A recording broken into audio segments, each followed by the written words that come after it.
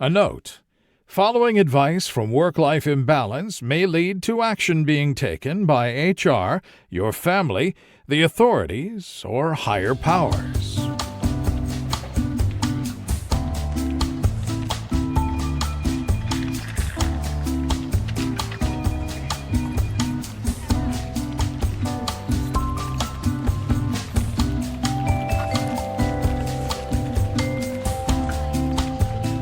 Welcome to a very special episode of Work-Life Imbalance. Today we'll be tackling a tricky announcement and diving into a topic near and dear to our hearts, but which doesn't directly involve the workplace. I'm your Ramblin' Ronin co-host, Frank Eastman. And I'm your lovable office companion, Derek Lewis. Just so we don't bury the lead, this episode is announcing a hiatus for Work-Life Imbalance. I didn't want to leave things up in the air or to the imagination as people went through the episode, so I wanted to start off by speaking plainly. As plainly as we can. As plainly as we can. Yeah. It's still us. So It's still us. Yeah, no, we're going to fuck it all up now, but at least we're ready. Yeah. I think this comes as no surprise to some, just because, we kind of, a few months ago we enacted the change to our release schedule. Yeah, the change to the release schedule. So, honestly, fuck, I want to say like four things at once. Jesus. That's fine. Yeah, and essentially it's just been a really crazy year from my perspective, and between work and a lot of other things taking up a lot of mental space, it's just been a really draining year, and it kind of felt like some things were getting pushed to the side, and the podcast was definitely one of them. It was not necessarily suffering, because I try, I know that you and I both showed up as best we could, as best as we are able, right, and in the best of times to be funny and here, but it's getting a little bit harder and harder to find the mental resilience, I suppose, to be funny for an hour, or a half hour, or a half hour. Yes, or to be funny at all, and that's understandable. Like, I mean, we've had a couple of weird episodes where we've, tried other formats or had people sort of step in at the last second. And at the end of the day, I think, we sort of stepped back and said, all right, are we limping this along? And should we just make a decision? Right. Yeah. And from my perspective, or a lot of the reasons that, some of our, maybe some of our episodes were a little bit rushed, because I would, delay recording and stuff like that, because, I'd honestly get to the end of a day and, we'd be recording that evening, and I'd be like, hey, Frank, can we push off recording to the next day? And then, push it off to the next day and the next day. And, when it was a 1 week schedule, it ran out of time quickly. Even on the 2 week schedule, I've pushed it several times to be, where there was just enough time to get stuff recorded, and it wasn't out of a desire to procrastinate. It just, like I said, the mental energy to kind of turn it on and not necessarily put on an act or anything. That's certainly not what it is. It's just we've talked about it before in the podcast, where I'm very introverted, and my social batteries have a very set limit, and when they're empty, they're empty. And I've been kind of borrowing against the bank for the last few months, and I think that it's not necessarily fair to keep trying to make it not fair to Frank, because I'm I'm royally fucking up all of his schedules all the time by pushing back the recording. But it's not fair to not give it 100%. And I mean, at the end of the day, doing a podcast it's a performance, and it's not to say that it's not real. Like, this is us, but to to do this thing is to perform to some extent. Right. And you have to have a certain mindset almost. Like it takes a type of energy. It takes an emotional energy. It is a form of labor. And if we don't have those reserves available to us, we can't necessarily tap into them, especially something that's as ephemeral as comedy. Which, I've never considered myself fantastic at being like intentionally funny. And just your particular comedy stylings made it very easy to kind of riff off you and not necessarily make fun of you, but make fun with you. Or in more, I guess is more common, be made fun of by you, which that too. I wanted to open up with something so that people didn't, if we got distracted or began rambling or went down a couple of conceptual rabbit holes, that people wouldn't get to the end of the episode going, are they stopping the show or are they just, what's going on? So I wanted to say that. Let's having a mental breakdown for no apparent reason. That makes sense. Frank's just having a stroke on air. That's not funny. Yeah. No, but one of the things that's kind of been going on, behind the scenes for me is that, I've, I think we've kind of mentioned it maybe a time or two during the show, but I'm not very private about it, but I go to therapy and working through some kind of some emotional issues and some baggage from my childhood that never really got resolved because I spent the majority of my young life and young adult life just kind of escaping into video games. So I never really had much time for like self introspection and personal growth. That was all tamped down by escapism. And video games weren't the problem; they were a symptom. I was just running away from having to deal with my whatever was going on inside. And for the past 3-4 years, I've been doing the therapy thing, which I encourage everybody to. I know that I'm not the only person that's saying this. Like, this is not a new message, but if you hear it from nobody else, hear it from us. That even if there's nothing acute going on with you, like if you just feel like you want to talk to somebody, like therapy is great. Like therapy is fantastic. If nothing else, just to hear yourself verbalize the things that you think but don't ever really like focus on.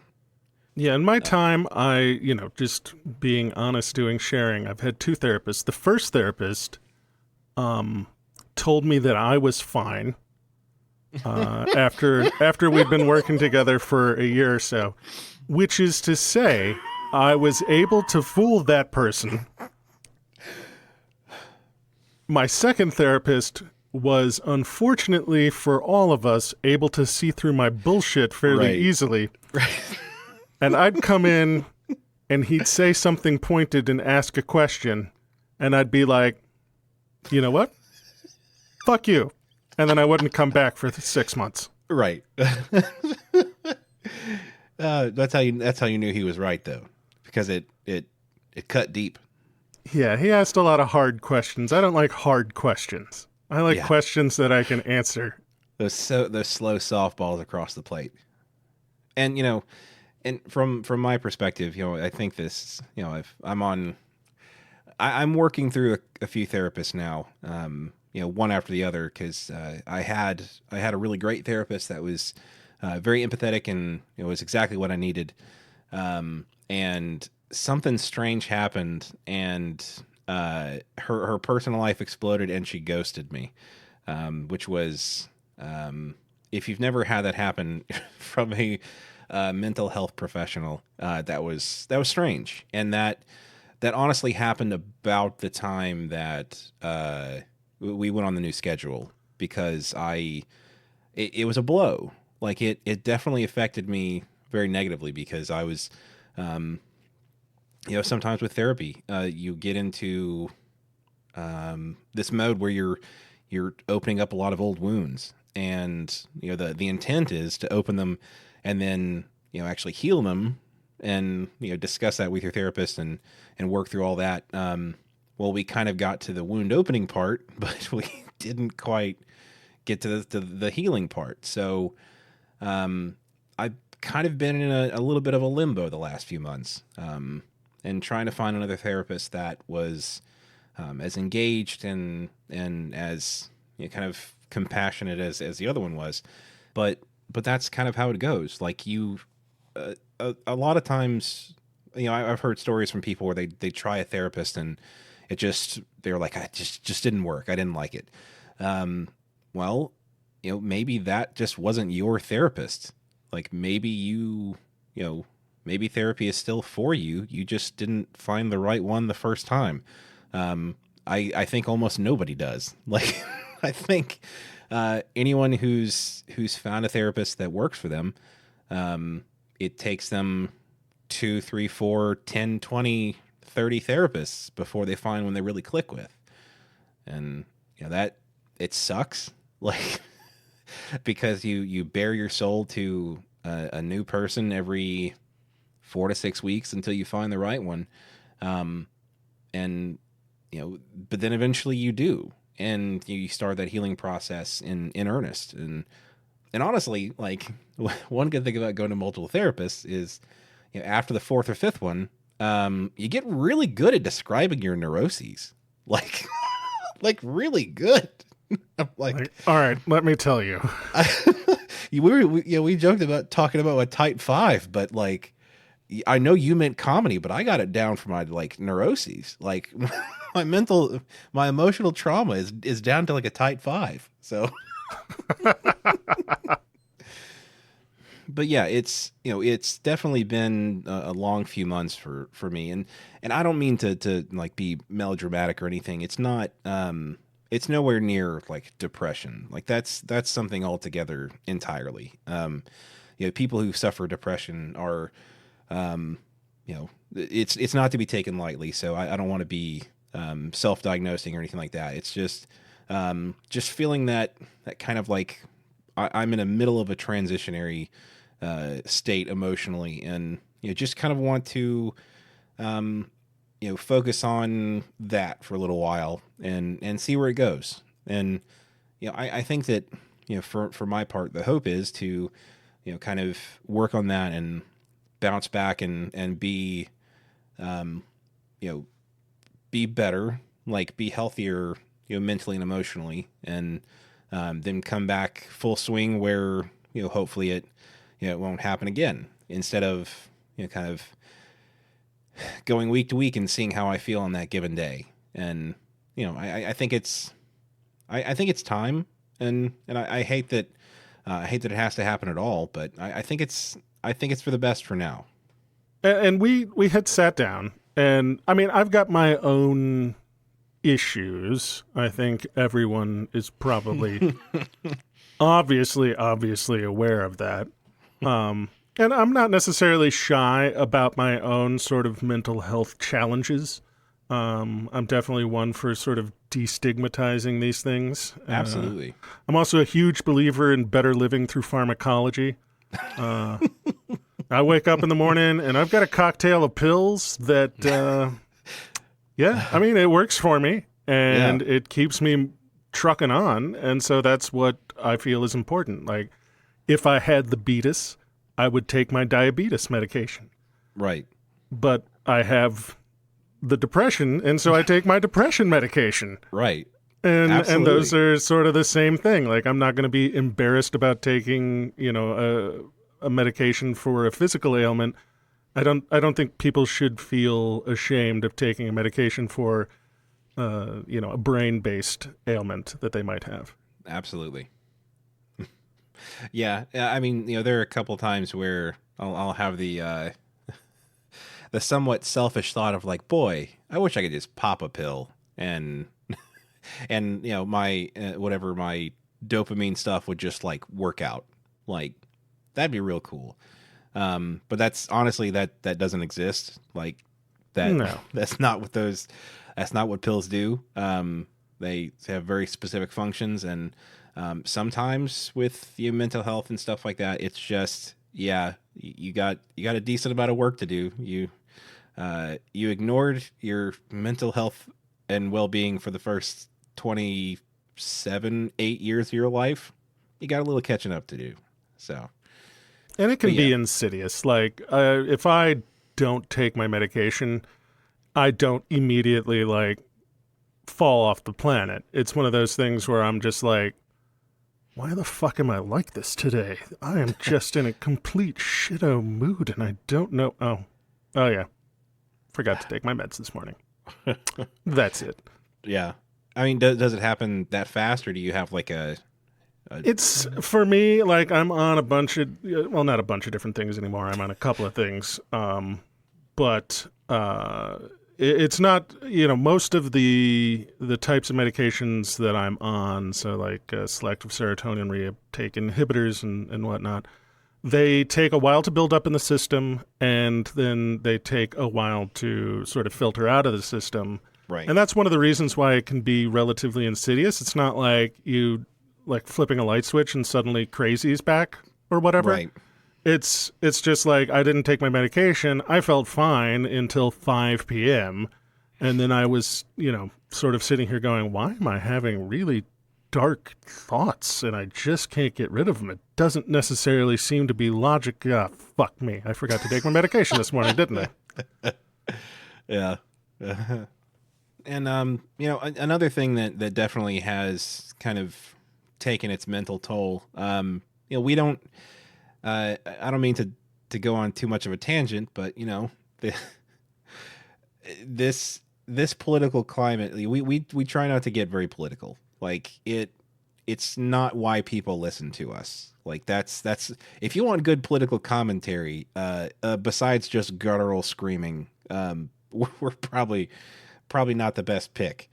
But honestly, it's hard to be funny or lighthearted all the time, or even some of the times in the way things are going right now. Just because people are all so angry. You think that it would be better to put more laughter and stuff into the world, but sometimes it's not easy. It can be hard to find that funny place when things aren't funny. Yeah.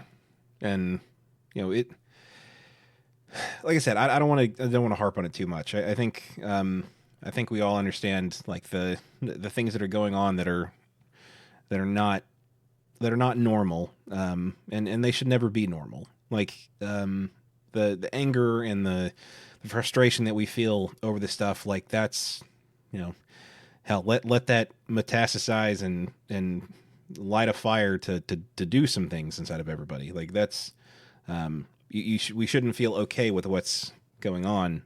We should feel, we should be better able to handle it. I guess that's really the takeaway. Welcome to our new podcast, The Darkest Timeline.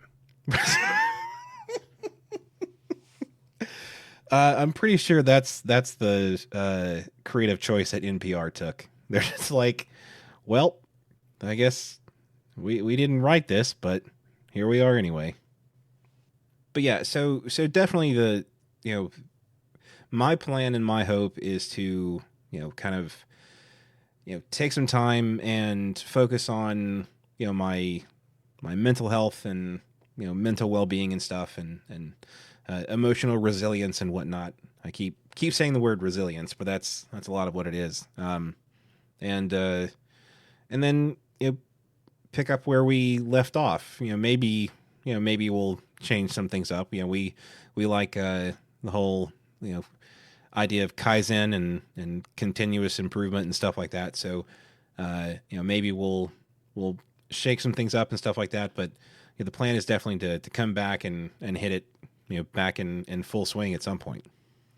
Yeah, and I'm not putting a timeline on things, and I'm not saying that anything needs to happen at a particular point. We sort of sat down, we talked about it.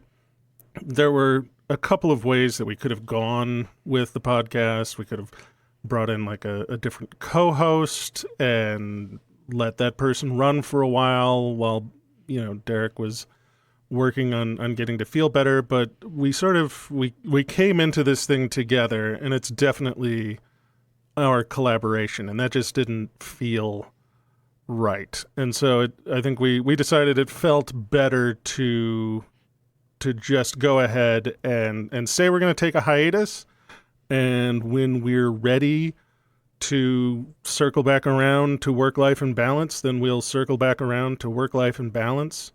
For my part, I'm going to still be working on other projects of my own. Like with the move to Seattle, that kind of uprooted literally everything about my life. Like I had built a pretty stable sort of life in Birmingham. And I had things that I did and folks that I hung out with. And I then, took all of that and figuratively and in some cases actually wadded it up and tossed it in the garbage and moved to the other side of the planet. And, I used to, I don't know if a lot of people who listen to this know, I used to be an announcer for roller derby in Birmingham. I did that for 10, 12 years, like long enough that I can't remember when I started. Right. And I did it enough that I didn't realize exactly how much of my identity was sort of wrapped up in that being a thing that I did until I stopped doing it and retired. And like moving to Seattle is, as far as roller derby goes, Seattle's very competitive. Everything is very well laid out. And frankly, they don't need me. Like, it's not like I'm going to step in and they're going to be like, thank God, the announcer from Birmingham, Alabama is here. Right. He can make it better. Like, right. they have no need for my services, and I don't necessarily see myself getting reintegrated into that particular community whole cloth. I had been doing improv in Birmingham, and now I'm not doing improv in Birmingham because that'd be a real difficult commute. Yeah, quite a trip. Yeah. But since I've gotten here, I've been taking classes on voice acting. That's definitely something that I'm interested in doing, so I might start applying my hand to that. I'm trying to double down on writing. Writing is something that I've always wanted to do and which I've never made time for. And I don't want to get to that point where I'm like, but I had time now. Yeah. So I'm trying to, revisit that, reignite my passion for writing. And I think that's actually like that's one of the things that I coming into this conversation I wanted to touch on is that like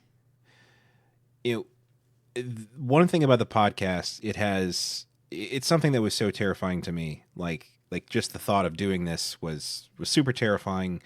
Not even most of the aspects you would think, like just the aspect of getting on something and trying to be funny and not even original, just trying to put together words for an hour was very terrifying to me. But it is, I mean, without a doubt, the longest running creative project that I've ever had. I mean, it's about the only creative project that I ever had. I had a couple of bands that never did anything, like barely practiced. Didn't have a whole lot else in the creative department. But then to kind of just go into this full swing and give it a shot. It's something that I'm very proud of.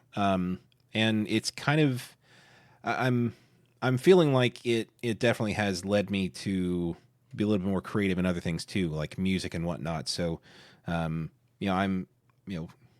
glad that it's also having that similar type of effect on you of, you knew that you had the creative bug all along, but maybe you just didn't put a focus on it. But like with, writing and improv and all the rest of that, like, I mean, that's something that you've talked about before, like that's really where your heart lies in stuff like that. So it'd be cool to see something on the shelf with Frank Kingsman's name, or on the Kindle, whatever. I mean, yeah, Nobody more reads realistically the Kindle, but Right. I would definitely like to be in physical book publication. Yeah, no, it's when we sat down to do this, I wanted to make a good podcast. I didn't have any illusions that we were creating a podcast that anybody needed. To say that the podcasting space is a little overcrowded. Boy, howdy. Yeah, I mean, And it's exploded too. Like we were not the first in the vanguard of the new wave of podcasting, but it has not let up. Like, oh yeah, the number of voices out there doing what kind of we're doing is just, there's tons of it. oh yeah. I mean, I feel like our particular format, while not original, I haven't seen a lot of other bad business advice podcasts, Right. sort of drawing on the fact that we've both worked in the software industry for over a decade apiece.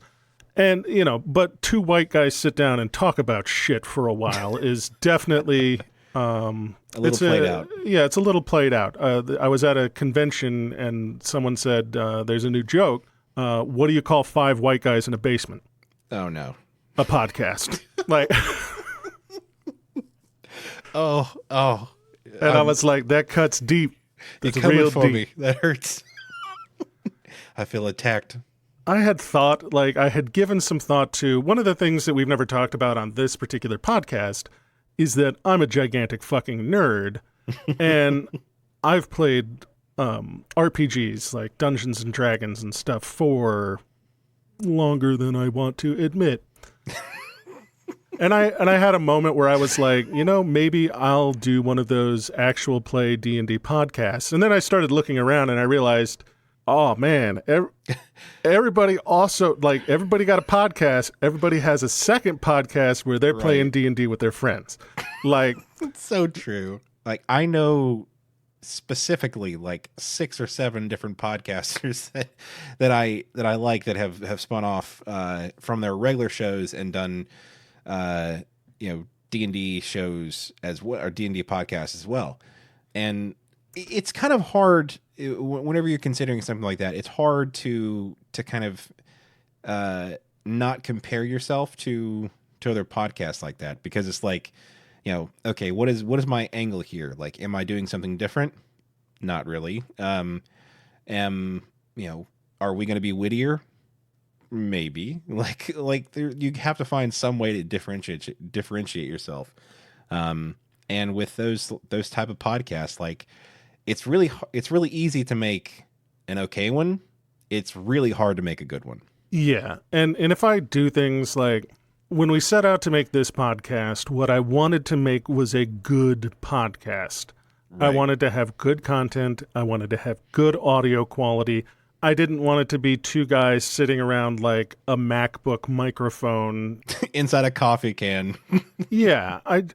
There was enough podcasts out there already at that point, and podcasting was enough of a stabilized medium that I could look and go, okay, this is a good podcast, and this is a not good podcast. Right. And can I make a good podcast? And I felt like we've done that. Like we were able to make a podcast of which I was proud of the audio quality. I have, in the interim, through doing this podcast, become that asshole. I can't watch like a YouTube video anymore without being like, what are they using? Is that okay, I see that. That's a weird setup for that microphone. This guy's audio quality is completely fucked. I cannot stomach this. I will not stand for this, sir. I feel like it happened overnight too. Oh yeah, it was. Or rather, I didn't notice it happening. It happened too quickly to notice, and I'm the same way. Like there's some, I forget what show it was, but I was watching. Jessica and I were watching the show, and the content was good, but they didn't mic properly. Like, all they had to do to make a home run was just mic properly, and they didn't. And I was like, I can't watch this entire season. This is dead to me. Yeah, I can't handle it anymore. And I feel like an asshole. And so I looked around and I was like, if I wanted to make a D&D podcast, I would want to make a good D&D podcast. Right. But I recognize that to make a good D&D podcast at this point, I would have to dedicate my life to it. Right. And my money to it. And multiple rooms in my home.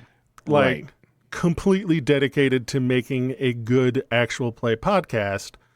And, like, do I want to do that in the environment as it exists now? Like, I don't know that there's something else that I would be bringing to the table that is new and is fresh. I even gave it some thought because, like, on the other side of things, my family is different.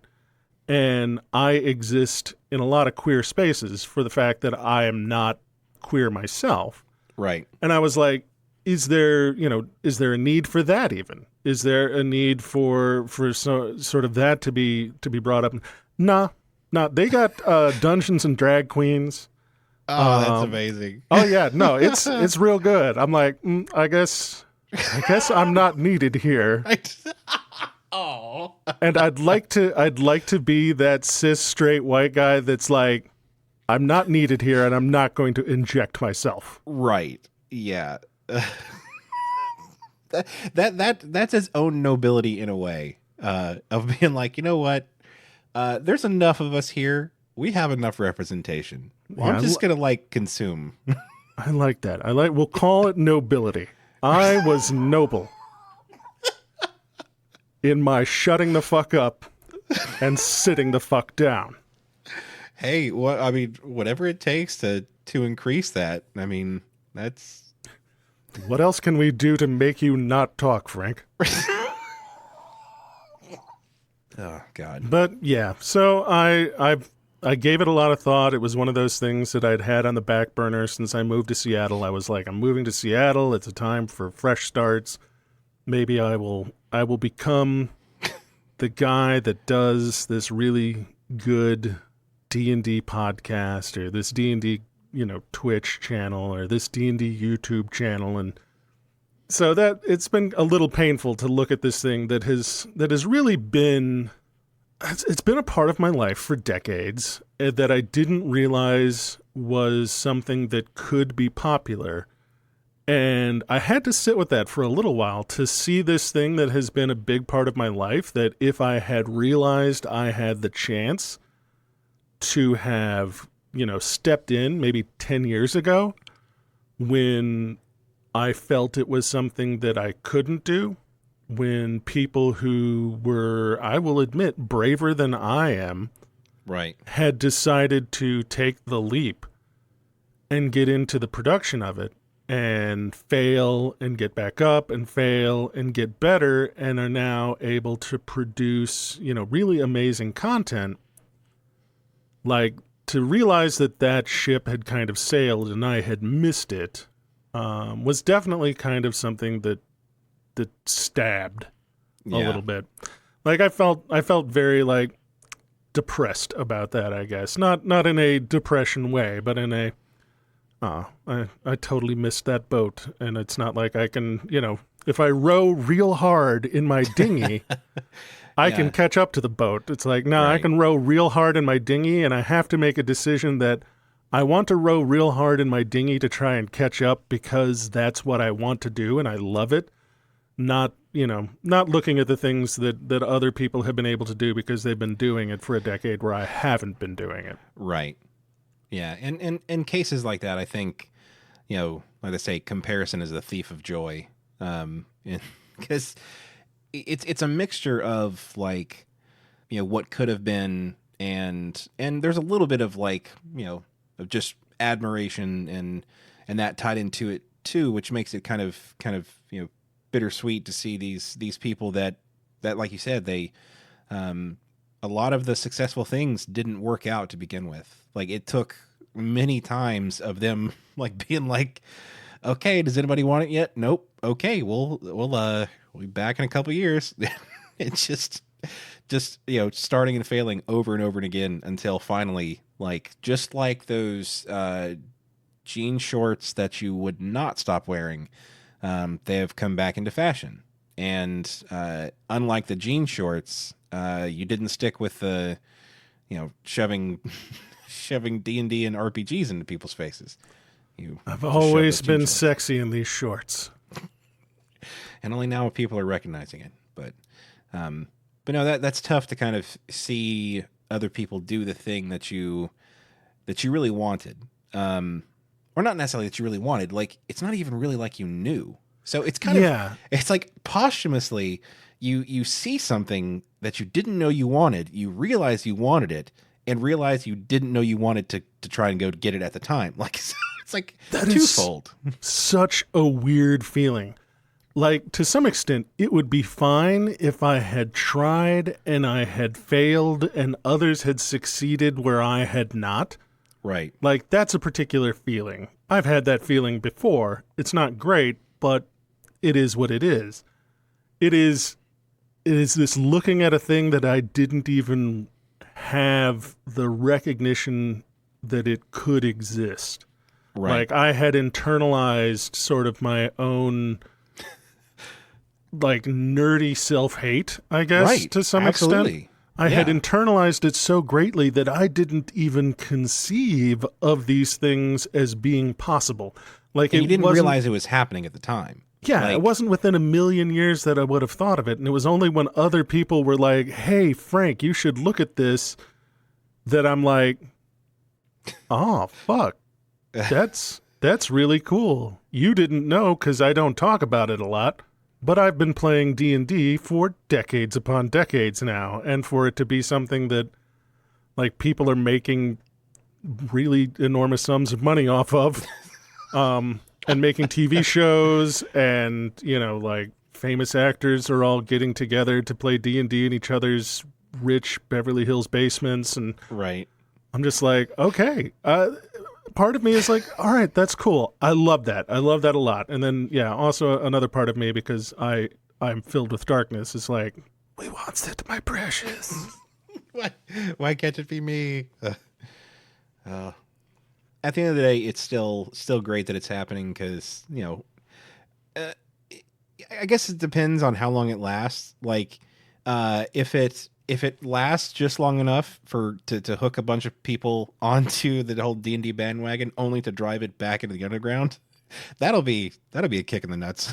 Oh yeah, I don't think they can put the genie back in the bottle. Like, I think it's not exactly popular, but it's popular enough, right? And I think it's going to remain popular, and I think it's going to remain something like to some extent with.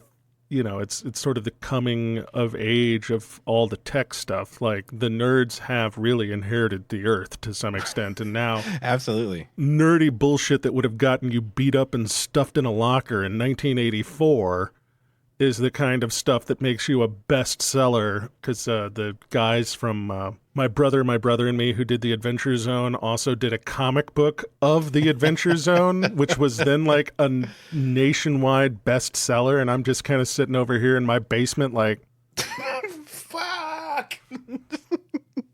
Because not only did they do a comedy podcast, they did a comedy D&D podcast, and they wrote a fucking book. It's like a triple play on old Frank Eastman. Yeah. I might as well just crawl back into this hole and pull the dirt in over me. I'm done. We're cooked. But no, there's still life left in you. Yeah, I'm gonna keep trucking on. I've gonna put together my like a website where I will put links to the things that I'm doing. Imaginatively titled, it is www.frankeastman.com. Can I say how disappointing it is that you have a name that is so uncommon that you're able to get your actual URL? Oh, yeah. No, it's great. I love it. Yeah. That's one of the few things I've enjoyed throughout the digital revolution, is that not a lot of people had my name, and I was able to jump on getting my domain names. And it was forethought, Derek. It was forethought.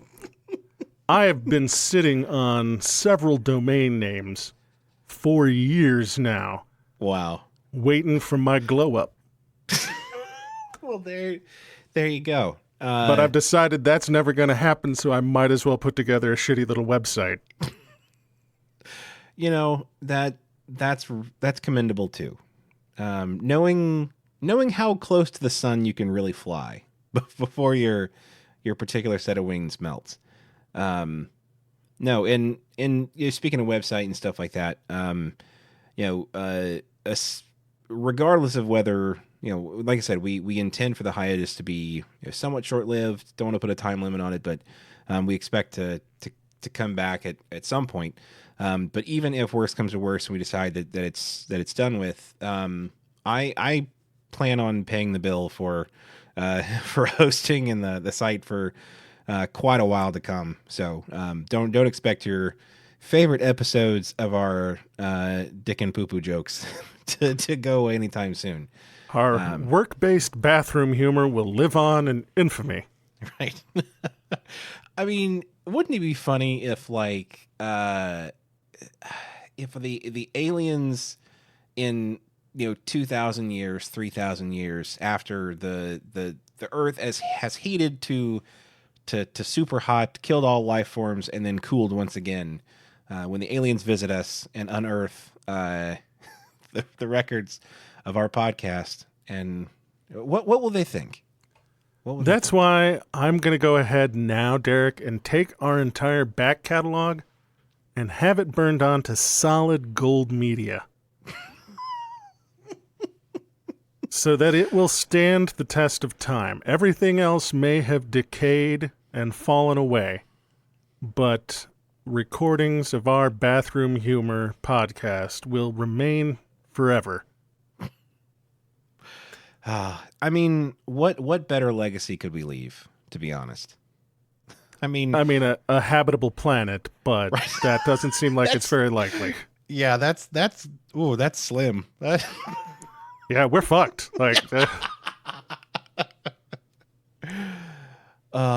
Yeah. But stay subscribed. We're not turning off the feed. We're not shutting down the website. We're going to go on hiatus.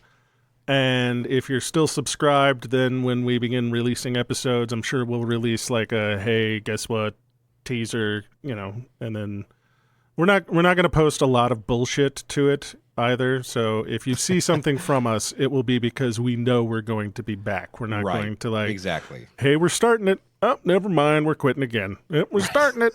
Yeah. Maybe. Yeah. None of that. It'll be for sure. So, like I said, we intend this really short-lived, but either way, to all the people that have listened, thank you so much. We've interacted with a lot of you, and a lot of you sent in questions that led to a lot of really nice laughter and fun times. And we literally couldn't have done that without you guys pitching in and sending some stuff that you didn't have to send. A couple of them maybe we wish you hadn't, but that's neither here nor there. But thank you so much for listening so far, and here's to the next thing or the next chapter. So that'll be exciting, and I hope that those of you that have enjoyed it will, I don't know, you could shoot us an email every now and then, just to if you have any other. I mean, if you come up with funny stories between now and then, still feel free to send them to questions@wlicast.com. We'll still have the mailbox and still send stuff to us. So and we're still gonna get it. Like, I'll check the email. So at the very least, you got that. But yeah, thank you very much. Yeah. All right. You want to do it for now? Let's punch the clock. This has been the Work-Life Imbalance podcast. I'm Frank Eastman. I'm Derek Lewis. And with that, I think we're going to have to transfer you. Man, I had a really good daily stand-up too. Don't you pull that shit on me, Frank. Don't you make me feel guilty for doing it now. The problem is it's not going to be timely later. Get this. There was a motherfucker in New Zealand who was getting laid off, and so he brought an emotional support clown.